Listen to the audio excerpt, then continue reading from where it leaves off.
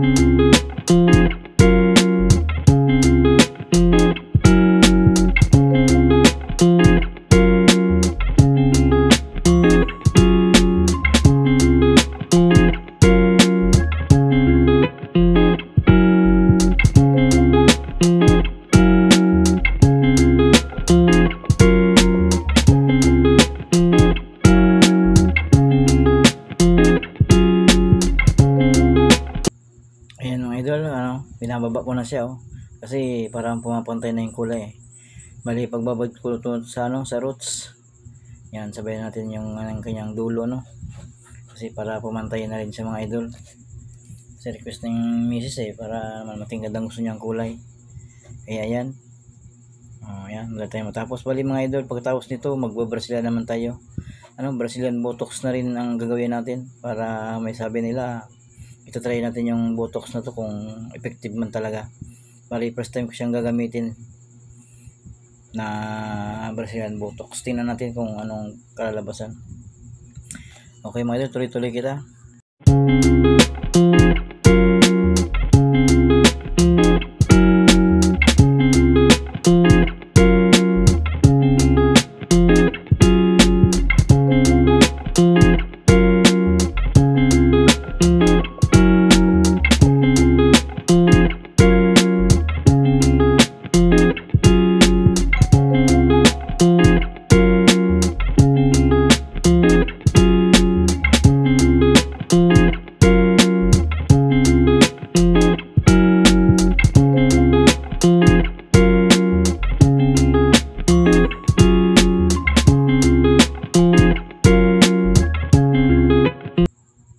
Ayan mga idol, tapos na tayo magkulay. Binalabang ko na rin, natuyo ko na rin to. Bali Brazilian botox na nating gagawin Bali apply ko na siya mga idol. Ayan, bali manipis lang ang manipis lang daw ang kanyang paglalagay. Bali first time siyang gagamitin yung botox na to. So, bali yung aking misis ang aking model Ayan. Titingnan natin kung maganda talaga kasi medyo dry na rin yung buhok kasi bleaching powder tapos may kulay. Tapos rebanded yung dulo, medyo yung dulo niya. Dry na rin, saka may mga may mga damage na rin yung kanyang dulo, kaya testing natin tong Brazilian botox na sinasabi nila. Ayan mga idol kung makikita nyo, matingkad na yung kulay, pumantay na rin Ayan. Sige mga idol, tuloy-tuloy kita.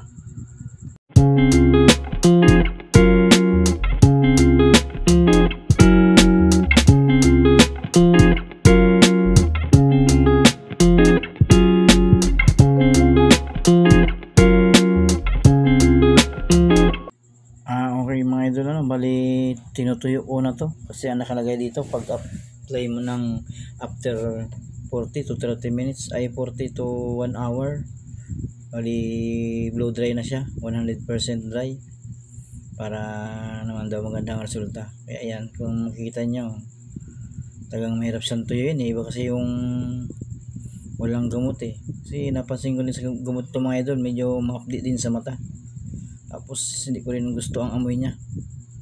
Siguro pag lalo to pag ito pinalansa mamaya kasi may usok na rin kaya napansin ko, tingnan mo yung misis ko naglagay na ng face mask kasi masakit sa ilong saka sa mata mahapdi. Kaya yung mapapansin nyo naglagay kami ng face mask kasi mahirap naman lagay ng face mask sa mata, hindi mo makita. Ayan, sige ito kita mga idol. Bali, ang sunod ito, paplansyahin na natin, no?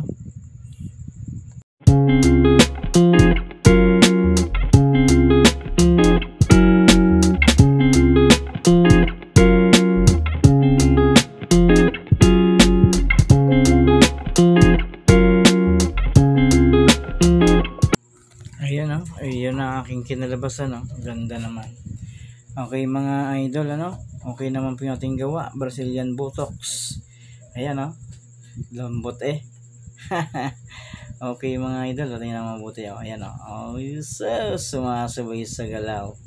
Ganda naman ang pagkagawa Ayan uy, santi naman dyan mga idol. Wow, ganda naman ang asawa ko.